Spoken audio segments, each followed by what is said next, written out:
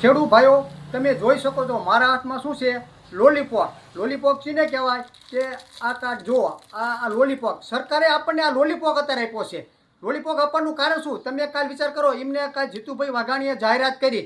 જાહેરાત કેવી કરી કે ખેડૂતને કંઈ ખબર જ નથી પડતી. 2013માં કેન્દ્ર સરકારનો કાયદો બનેલો છે કે 4 ગણું વળતર દેવાનું, બરોબર? અત્યારે રાજસ્થાનની સરકાર 4 ગણું વળતર તો ચૂક્યું જ છે, તો ગુજરાતના ખેડૂતને કેમ 2 ગણું જ વળતર?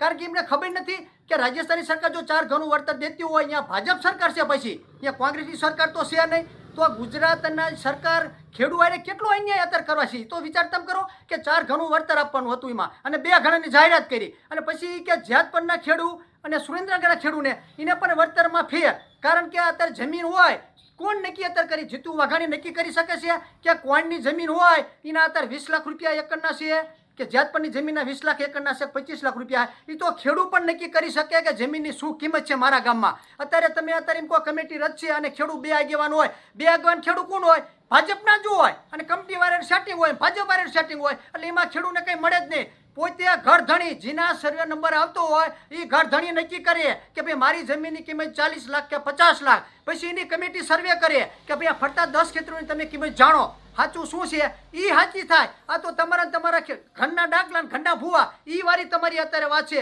એટલે આ સરકાર રહી ખેડૂત વિરોધી તો ફાઇનલ જ છે, એ તો નક્કી છે. એટલે તમામ મારે ખેડૂતને કહેવાનો છે, આ લોલીપોપ જ છે. આ લોલીપોપ કોઈ ખેડૂતને લેવાનો આવતો નથી. અને આપણને વળતરમાં અત્યારે 2 ગણું અને 4 ગણામાં અત્યારે મોટામાં મોટો અન્યાય છે. અને પછી લેન્ડના તાર હોણા પડ્યા હોય અને ખેડૂત ભાગીદાર હોય અને ખેડૂત પોતે હોય. અત્યારે ઘઉં મેં 100 વીઘાના વાયા હોય, સર્કિટ શોર્ટ થઈને ઘઉં હરગી જાય, માણસ મરી જાય, તો એની જવાબદારી કોની હોય?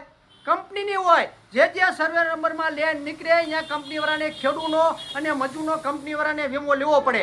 એ જવાબદારીમાં પણ ખેડૂતને અત્યારે સરકારને ચોખ્ખું કરવું પડે કે ભાઈ જે સર્વે નંબરમાં હશે અહીંયા અકસ્માત મૃત્યુ થાય છે તો જવાબદારી કંપનીની છે, અને કંપની વીમો ચૂકવે, અને કંપનીવાળાને દર વર્ષે વીમો ઉતારવો પડે. આ એક દિનનું તો છે નહીં. આ લેન્ડ તમારી 30 વર્ષની છે, અને 30 વર્ષ પછી પણ ભાવ ફેર થાય. અત્યારે તમે આપો એટલે 30 વર્ષ તમારો કોન્ટ્રાક્ટ પૂરો થઈ જાય. આ તો સરકારના નિયમમાં છે કે ભાઈ 70 વર્ષની તમારી ઓલું છે. 70 વર્ષ પછી જે ભાવ હાલતા છે તેથી પછી જે ખેડૂત કિસી પૈસા ચૂકવવા થાય છે કંપનીને, પછી કંપની એમ કે 70 વર્ષ પહેલાં ચૂકવ્યા હતા, 20 વર્ષ 70 વર્ષ પહેલાં, એ તેદી નહીં હાલે, તો કંપનીના ખેડૂત થાંભલો ઉખાડી પર તેદી ઠોકી દેશે. આ 20 વર્ષનો કરાર કે 70 નો કરાર એ જ ખેડૂતને માન્ય છે. 70 વર્ષ પછી કરાર ફરીને થાય છે. જય હિન્દ, જય ભારત.